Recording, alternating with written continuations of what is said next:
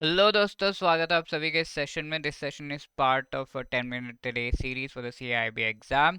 इस सेशन में हम बैंक फाइनेंशियल मैनेजमेंट, उसका मॉड्यूल है chapter 7 specific buyers policy of ECGC. इससे रिलेटेड बहुत ही बढ़िया टॉपिक जो है इस पर्टिकुलर चैप्टर का, वो हम इससे रिलेटेड डिस्कशन इस सेशन में हम करेंगे।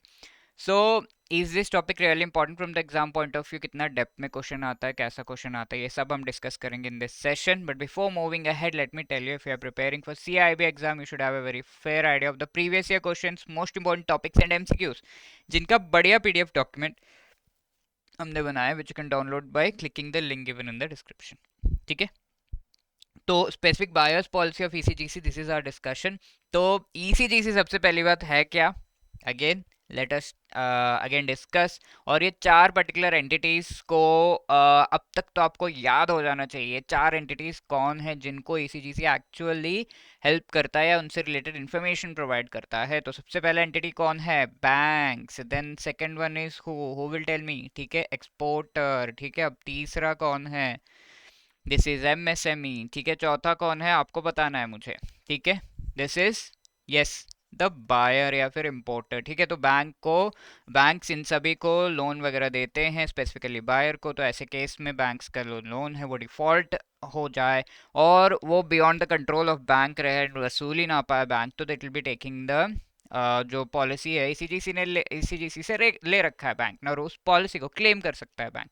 अब दूसरा एक्सपोर्टर। एक्सपोर्टर भी को भी पेमेंट जो है बायर से आनी है, एंड ये पेमेंट अगर सही टाइम पे नहीं आ रही है या फिर कोई और लेटर ऑफ क्रेडिट वगैरह कुछ भी है, तो वो पेमेंट नहीं आ रही है, एक्सपोर्टर तक पहुंच नहीं रही है, या फिर बीच में जो एक्सपोर्टर का बैंक है उस तक पहुंच नहीं रही है, तो ऐसे केस में एक्सपोर्टर से रिलेटेड ये पॉलिसी जो है खोली जाती है, ईसीजीसी को दी जाती है। This exporter can claim this particular amount.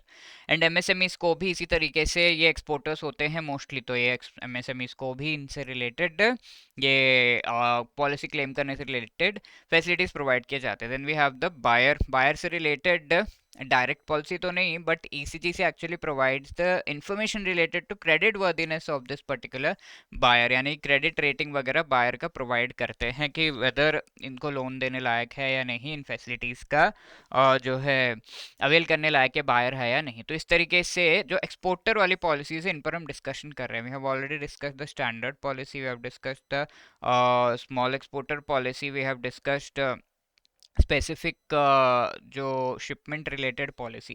तो now we will be discussing the next one, fourth one, which is the specific buyer related policy. ठीक है, तो एक जो एक्सपोर्टर है वो कई सारे बायर्स को अपने गुड्स सेल कर रहा है, ऑब्वियसली एक ही को करेगा क्या? Buyer one, buyer two, buyer three, ऐसा।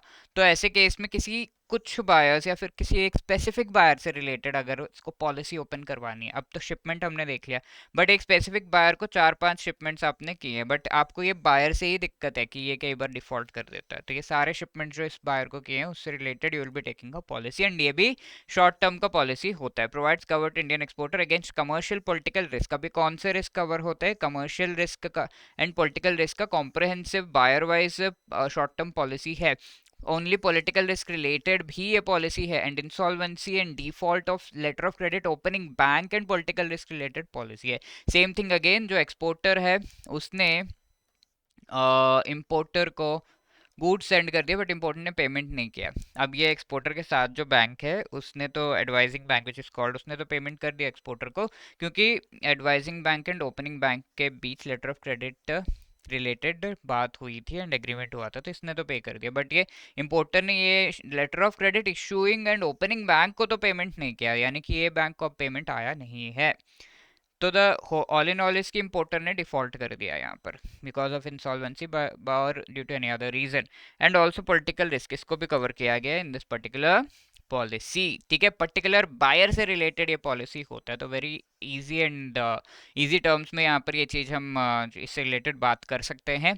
All shipment to the buyer in respect of whom the policy is issued will have to be covered. इस बायर से रिलेटेड सारे शिपमेंट जो है वो कवर्ड होते हैं, all shipments of that buyer.